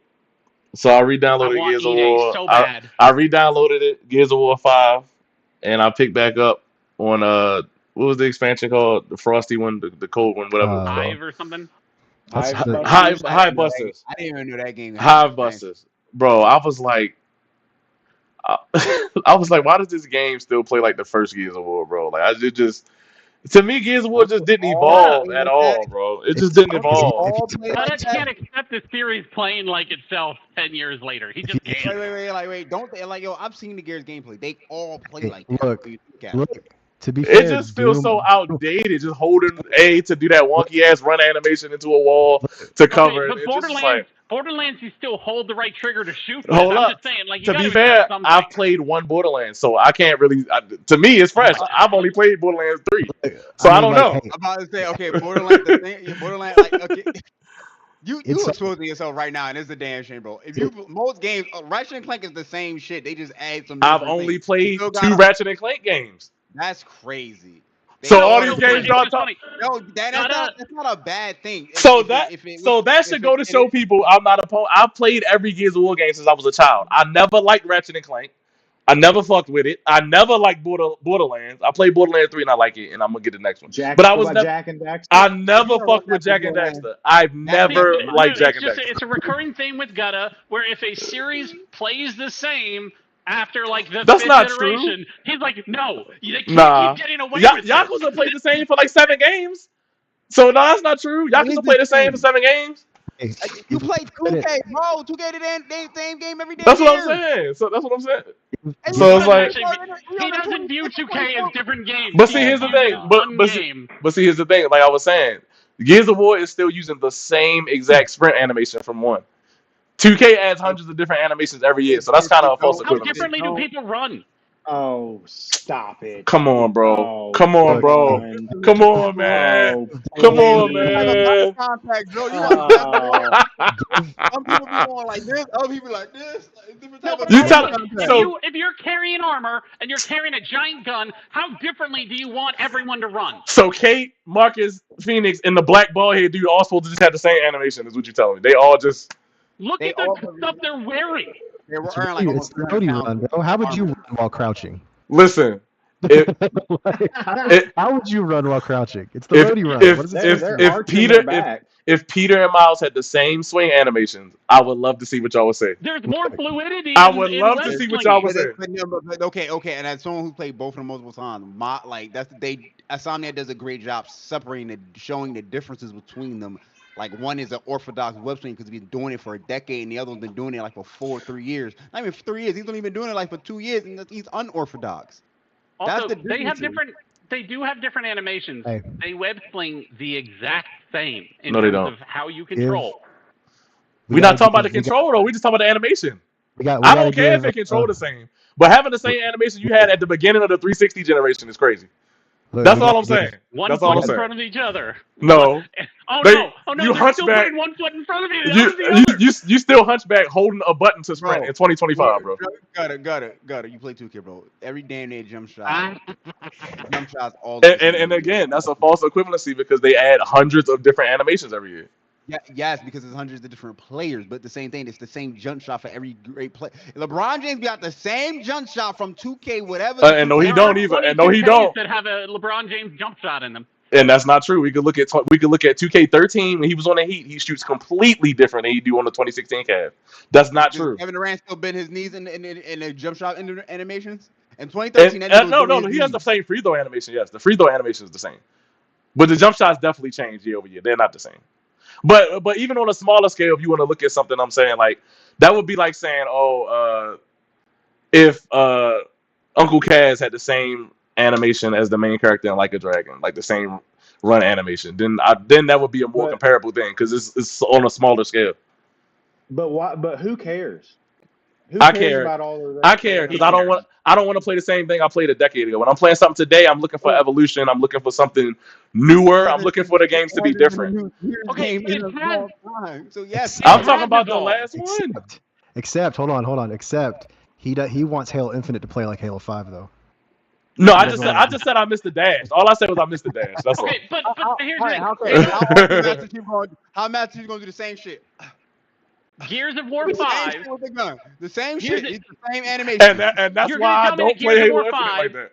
Wait, you're going to tell me Gears of War 5 has not evolved from, say, Gears of War 3? Because even though I am an Xbox certified hater, I have to admit it has evolved over the years. Just because one animation is the same doesn't mean the game hasn't evolved. Like, so if y'all want to have the conversation, weapons, enemies, and animations during combat. If y'all want to have the conversation, we can get into it because I truly do not believe Gears has evolved that much. It's like Madden. They add all these different animations for all the different things. I'll agree with you. I agree with you with that one. I'll agree with that one. But it's still the same dog. I'll agree with that, bro. I agree with that. But that's why I stopped buying Madden because it got to be the same game every year. Are you going to buy? So when E-Day come out, when they show gameplay E-Day and they gonna be running like how they always run, what you gonna say?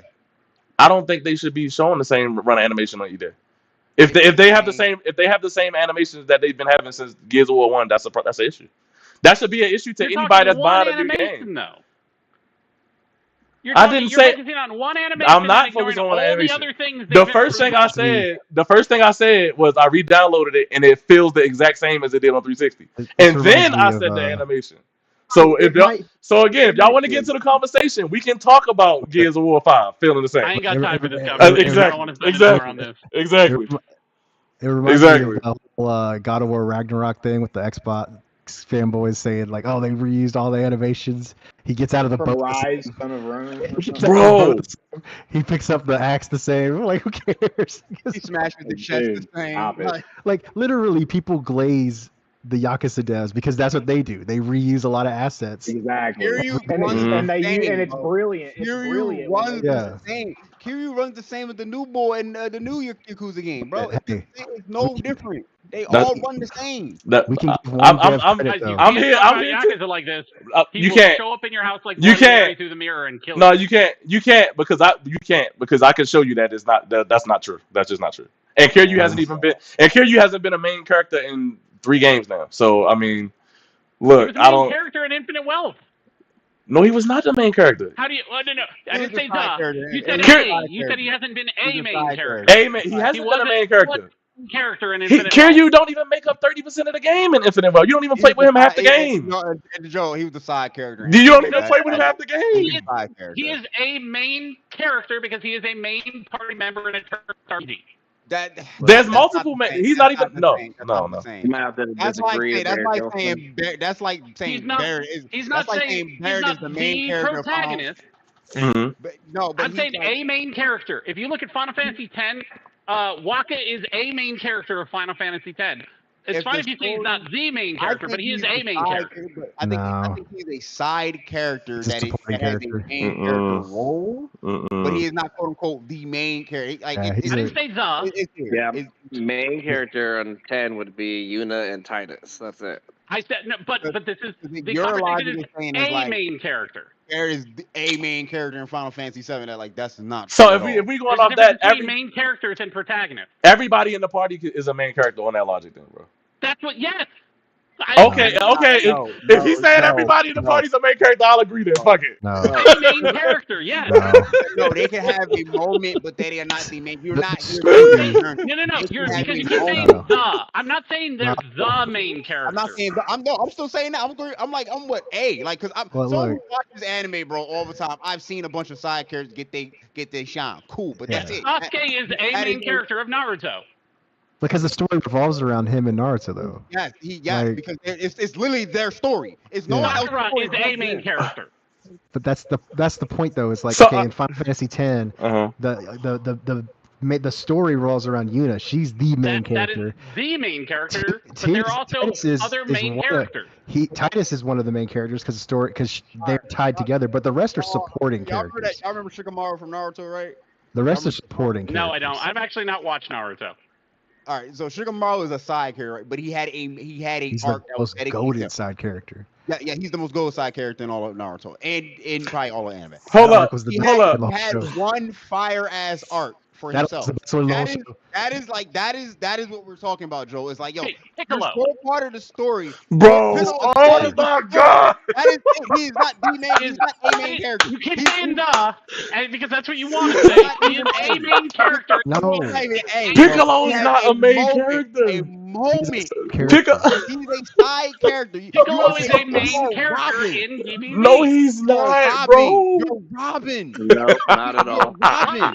Sorry, you're wrong on that one there. No, those are side characters. All right, hold on. He's not a main character. You're here to fill a void. All right, so all the G fighters are side characters. They ain't main. So Naruto is a horrible example because the show is called Naruto. But what I'm saying is that they had okay, and Naruto had Sasuke, who was I literally like part of this. the whole fucking story. I like this. Then you had a bunch of side But characters. So is Sakura. There.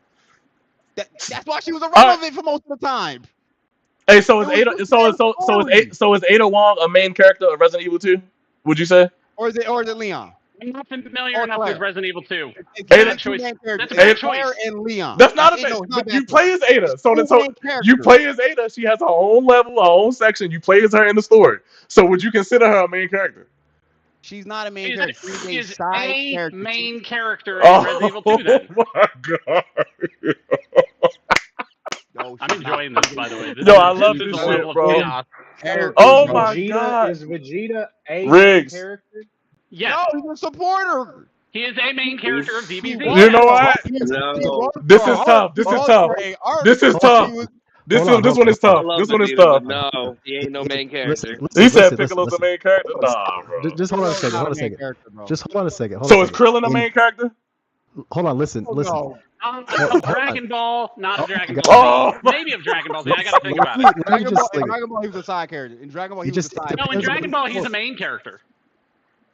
It depends on the series. series. 100% a main character in Dragon Ball. Okay. I can't remember Dragon Ball days like Dragon Ball Z is Krillin a main character? No. Fuck no. But Joseph is thinking about it. He's thinking about it. You see him? That is right around. Look. That is right around the line, and I gotta figure out where the line is. Listen for a second.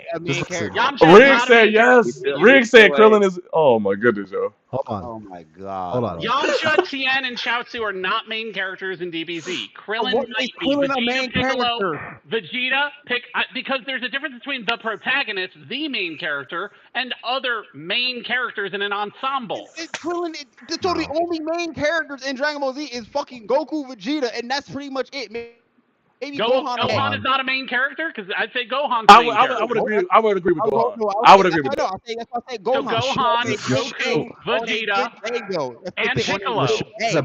He said, "Yo, ain't nobody putting Piccolo in the same sentence with Goku, Vegeta, and Gohan, bro. Come on, bro." Are you kidding me? Tons of DBZ fans do. Oh, hold on a second.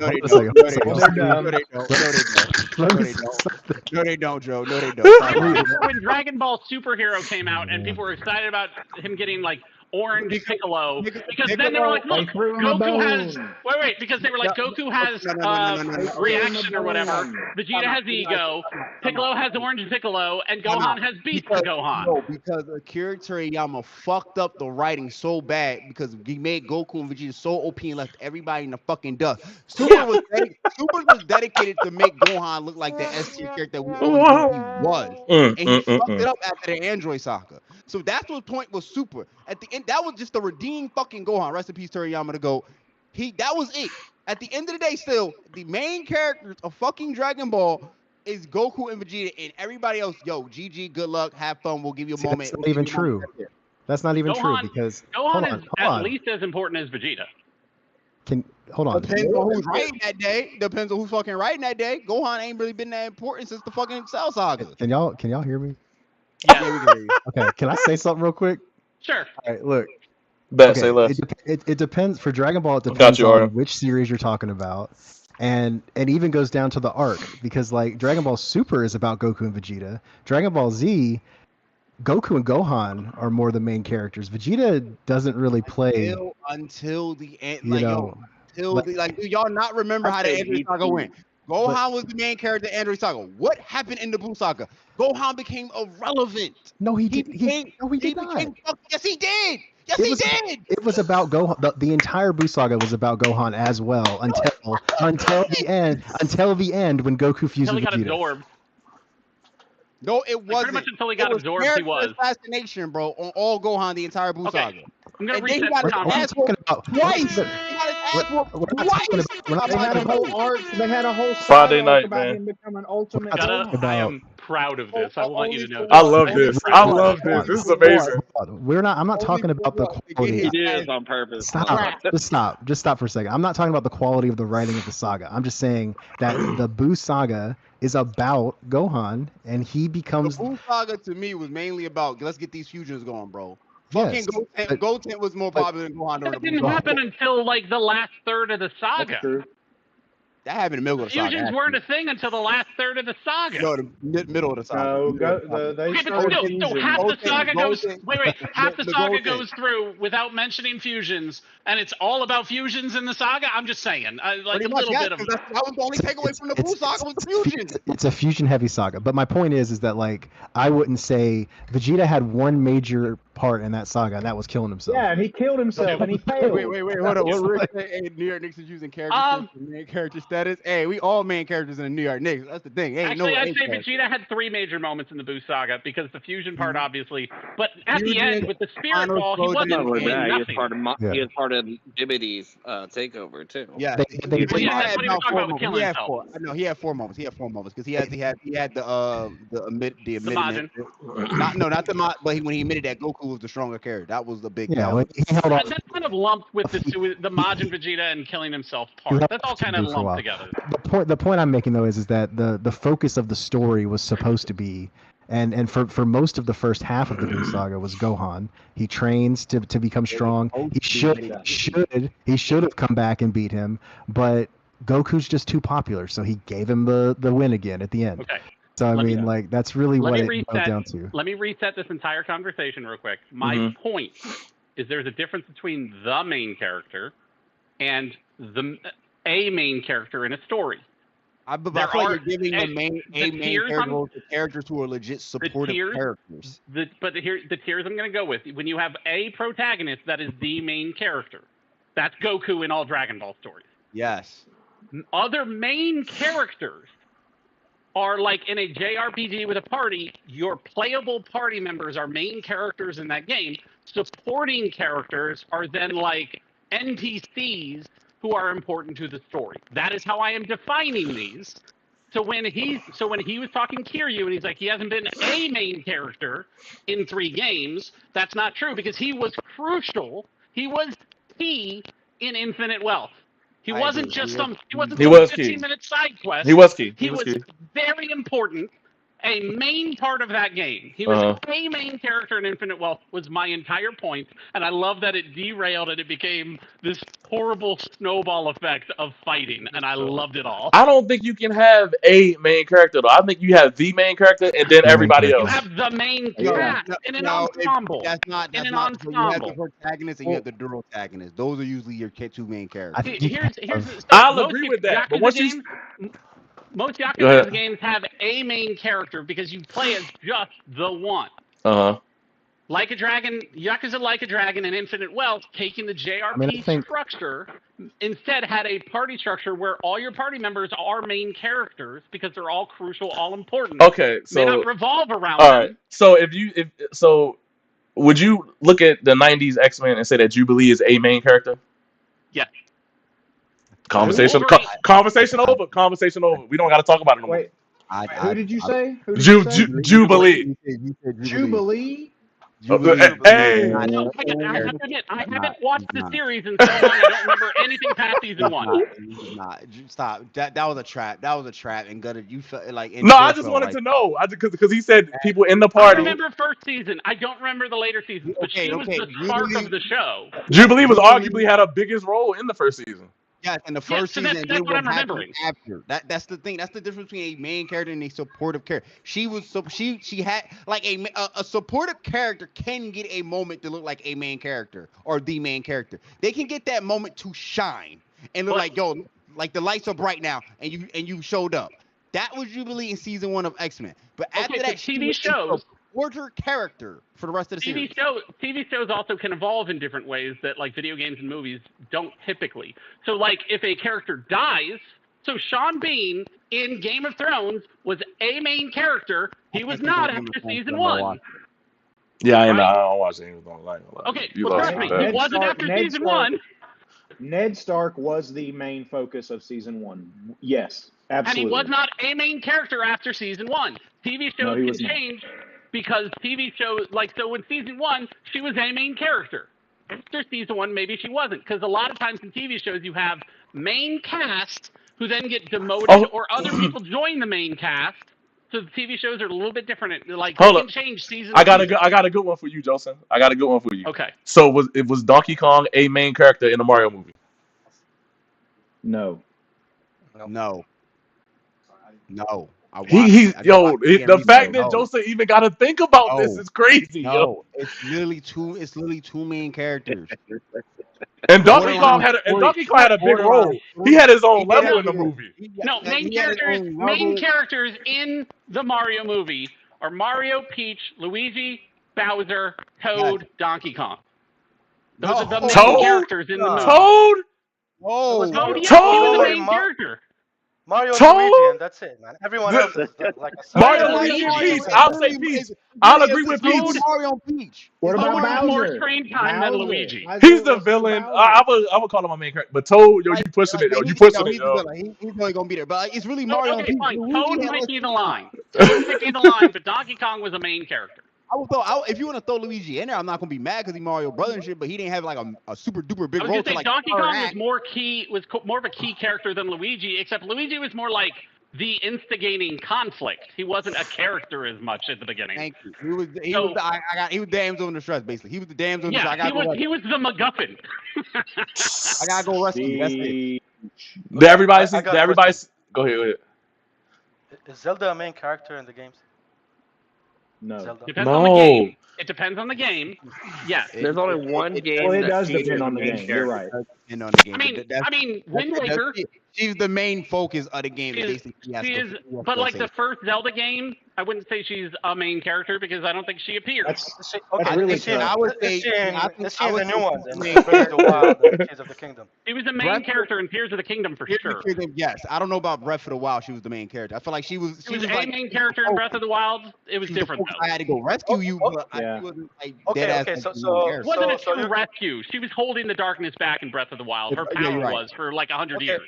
Okay, so and you guys are saying it's called The Legend of Zelda and not The Legend of Link.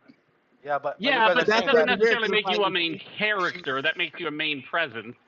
Okay, so you don't have to be the protagonist of the story to be the main character. To be a main character. Now, this is where we're differentiating between a definite participle or whatever. I need to know my grammar terms better. A definite article and just a part of a team, part of a whole. The main character of a Legend of Zelda game is typically Link, Echoes of Wisdom aside. Mm-hmm.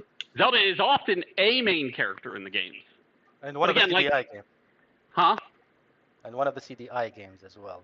Have you played the CDI games? No, I've never touched a CDI. I've seen snippets. She was the main character in one of them because you played as her. Yeah, what was the one that came out last year? No. So this is where I want to differentiate. Like, you don't have to be the protagonist of the story. To be a main character, no, you don't. I agree with that. And so I think with JRPG, and this is already because we were talking about a JRPG. Yeah. I think JRPG playable party members in JRPGs are a main character. Okay. Yeah. Like the homeless guy in Like a Dragon Yakuza, he's a main character. He's with you 99% of the game.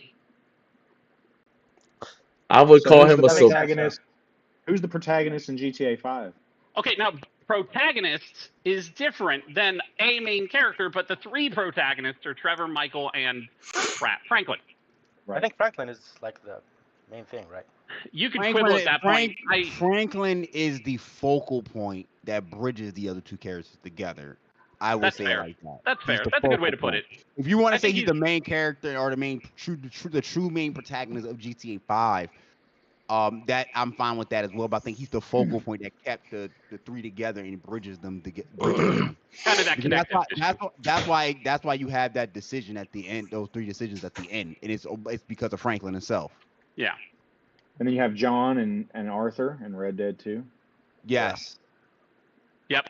Both would. And Red Dead 2, I think you would say Dutch is the main character, Arthur's main character, John's the main character. Okay, that one's tough. Yeah. So protagonist and main character like are two. Bro, just because you in the party the whole time, bro, I don't think that you could say there's a main character. This is where you have to differentiate between the main character as a way of saying the protagonist. Right. The main character is someone that I would say is crucial to the story. I would call that a supporting character, though. I would just call that a supporting character. I would call a supporting character like, to use GTA 5 as an example, Michael's son is a supporting character. Okay. I agree with that. That is truly has moments, disappears for 90% of the game. Okay, so is Brock a main character in Pokemon? In the anime, until he leaves, he is a main character. He is not a main character. God. How is he not a main character in the Pokemon anime? It's him, Misty, and Ash. My brain is melting. My brain is melting, bro. We don't have another topic. It's been this for an hour, it feels like. Yo, that's crazy. But this is where, again, the main character versus a main character. Yo, Brock is a supporting character, bro. Ash is the protagonist. He is clearly who the show is about. Brock is a main character in the show. Nope. No. How many episodes did he appear in with Ash? That don't make you a main character, though. It does in a TV show. Pikachu's a main character. I would say, I would say Ash and Pikachu. Definite main character. Pikachu's a main character. Brock is the main. Ash is the main character. Brock and Misty are supporting characters. I know they supporting characters are like the cop. Like what? Benny is a supporting character. Bro. Nah, I think you're getting support characters confused with like an NPC. Like, I would look at the cop and so TV shows, for instance, the main cast of a TV show like Scrubs. The Scrubs was about Zach Braff's character, JD. He was the protagonist. Kirk was a main character. Elliot was a main character. Yes. Carla was a main character. Dr. Cox was a main character. Yes. The main cast of a TV show are the main characters. No, I can't agree with that, bro. I can't. Not the guest starring characters. No, bro. Not the occasional ones, but the main cast, yes. I don't know if I can go with that one, bro. I don't know, bro. It's hard for me to swallow with Brock and Misty. It's not. I'm not. Hey, so you said it was hard to do what? It's hard to swallow. You said, I knew it. I knew what you were doing. Let me say it. Has everybody seen Thunderbolts? Really trying to shove that in there. He was really pushing hard. I've seen Thunderbolts. You seen Thunderbolts? Has anybody else on the panel seen Thunderbolts? You haven't? Thunderbolts is a good movie. So good. Okay, so is Ghost a main character? She is a main character. Yeah, yes, I would agree that she is a main character. Yeah. I wouldn't agree with that. I wouldn't agree with that. Brock felt outside of the first couple episodes when you first meet Brock and he battles Brock served no. The nigga just in the background every episode. He's just in the background. A main character doesn't necessarily have to. You remember exactly. He joined the team. He just became the nigga that gooned for the nurse or the police officer. Yeah, that's it. And cook. Exactly. Wait. We're not He said, disrespecting the man's cooking. He's the gooner. It's an anime. You always need I'll that let y'all one have guy that's Ghost. going I'll let after y'all He's have the that. pervy I'll agree with sage. that. He's pervy sage. Brock He's is pervy more. sage. Brock is just as much a main character of Pokemon as Ghost is to Thunderbolt. Fuck no. No. What did Ghost do after shooting? I probably shouldn't spoil movies in here. After like the first 10 minutes, what did Ghost actually do? I helped save the day. Ghost was the first person that stepped up. That was like, yo, let's get it in. Like, yes. Is Kakashi a main character? No. who? Huh? He is a main Is character. Kakashi a main character? Yeah, he's a main character. What? said I Brock don't know what Lesnar, show we're bro. talking about now. No, Brock is the GOAT. I fuck with Brock, but he's not a main character, bro. Come on. Naruto's story is Naruto Sasuke, but yes, you had like other main characters there, but they just took up all the time in the void of them. Mm. Okay, so Don't do shit. I know yo, this conversation is hilarious, bro. If he say this, I'm leaving right now. Say what? Go ahead and ask it. Whatever it is, I kind of want to say it just to make him drop. Read Rick's comment and go ahead and ask him. What's his comment? What? I don't. Okay, now is Taskmaster a main character of Thunderbolts? No. Absolutely not. And we're good. Like I don't know how you. The marketing for that is deceptive. She was a plot point. She was not a character. Taskmaster's a woman? Yeah, she's in the movie. You gotta go watch the Black Widow movie. Yeah. You'll learn about Taskmaster in that movie, and then okay. she appears in. So in every Avengers movie, is War Machine a main character? No. In Avengers movies? Yeah, in every Avengers movie. He was not. No, because he wasn't a main character in Age of Ultron. He appeared in it, but he was not a main character. Wait, who? Who did I said is War Machine a main character in the Avengers movies? No, War Machine is not a main character in Age of Ultron. He's a side character. Is he a main character in Infinity War? That Infinity War is tough because there is so many characters. No, it's not. They're side characters. I gotta think about this one because Infinity War is a unique property. How am I being racist? Because there's so many. So you got obviously Iron Man, Doctor main character, main character, side character. Hulk, who had a main character role, but side character in Infinity War. In Infinity, I think he has a side character that played an important main character role, but he's a side character because at the end of the day, he was there to trigger. Oh, it's getting tricky. It's getting tricky. He's not a main character. Doctor Strange is not a main character. It's getting tricky. Doctor Strange is the main character because I hold the fucking Infinity Stone in my neck. Doctor Strange. It's Doctor Strange. It's Tony, and it's Thor. Those are the main characters of Infinity War. Yeah, Thor was and Cap. I would Cap. Yeah, Cap. And what about Hulk? He got pieced up. He got his ass beat. Bruce Banner. He's meaning Bruce Banner. He's meaning Bruce Banner. He got pieced up and we never saw him again. Yeah, that's true. Kiryu, by the way, Kiryu is more important to Infinite Wealth than freaking Captain America is to Infinity War. Okay.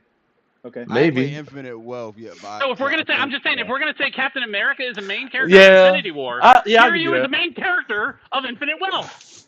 Okay, so ensembles. What's another example? Ensembles make it hard as well.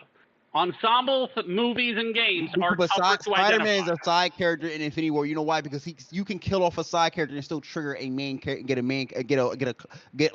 a reaction out of it. When Doctor Strange died.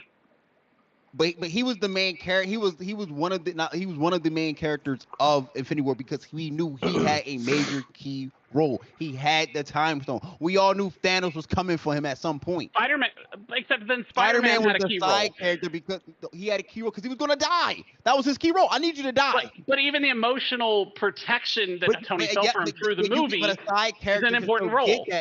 But that's still a side character still had that. But a side character can also have an important item. I'm just saying, not when you built me up to know that me and him gonna be face to face, bro. He ain't going.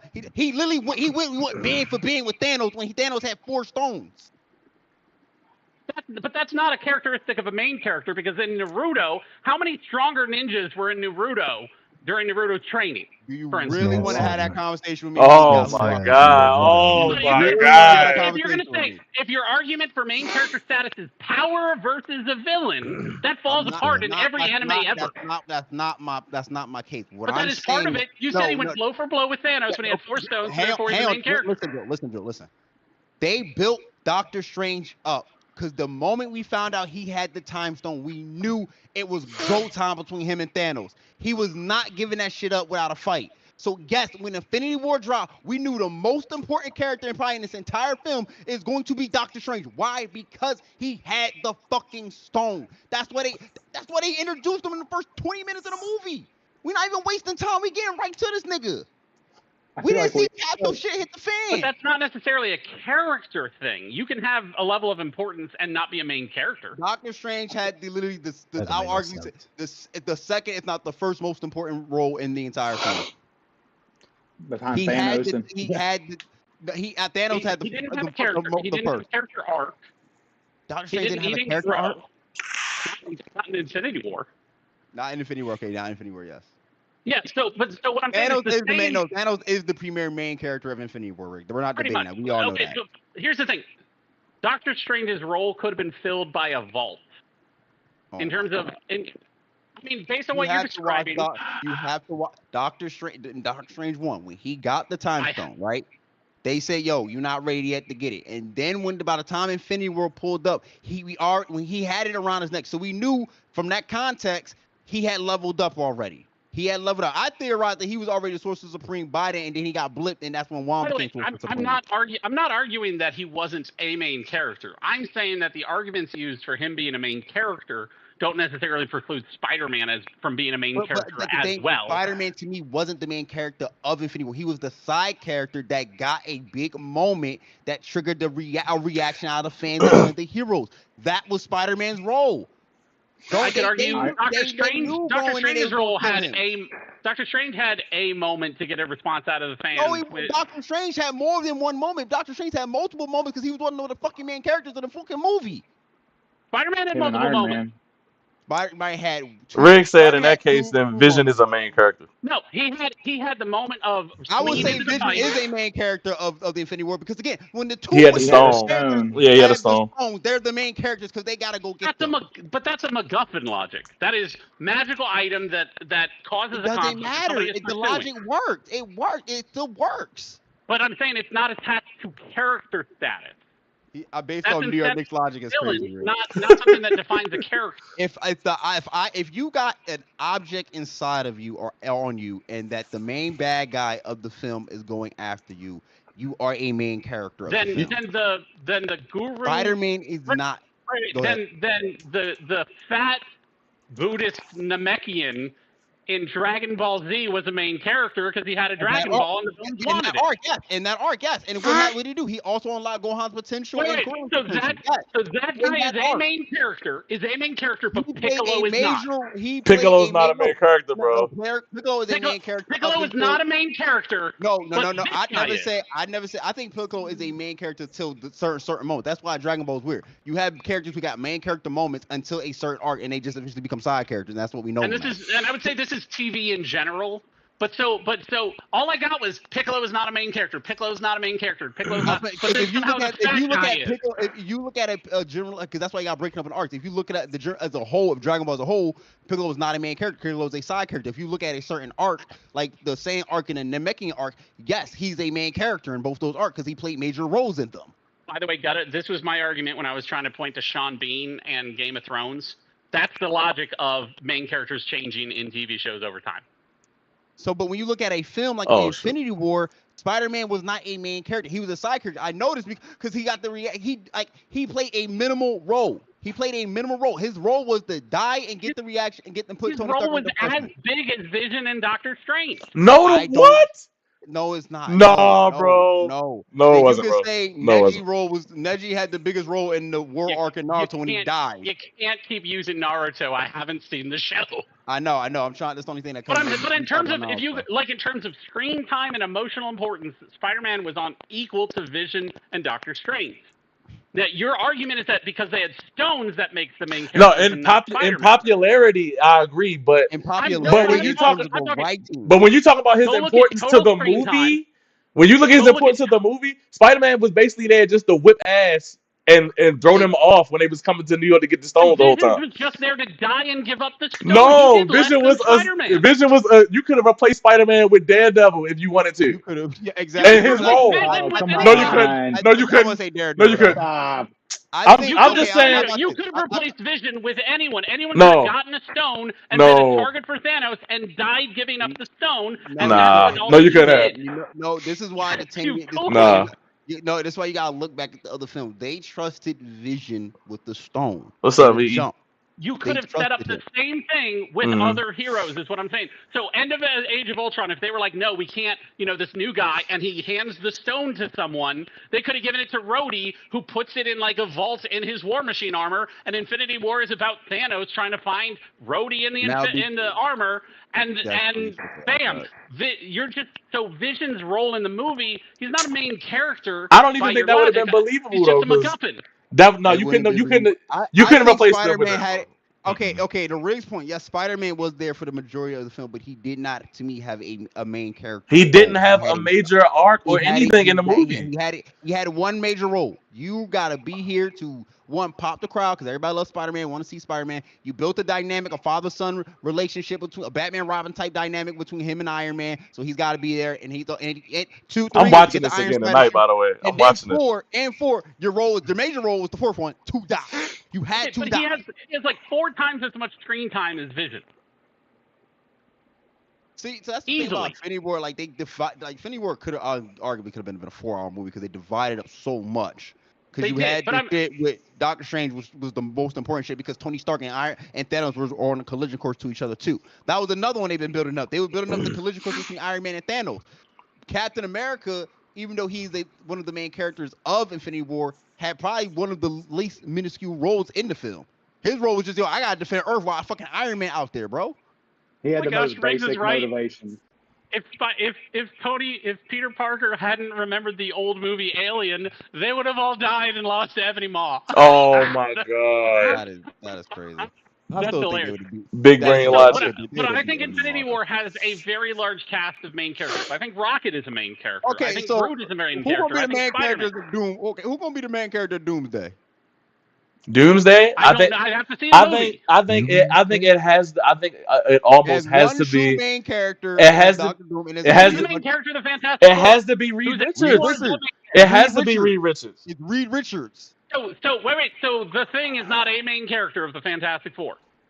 He's a side character. That's what you're arguing. No, I think if you're talking about, he's a main character.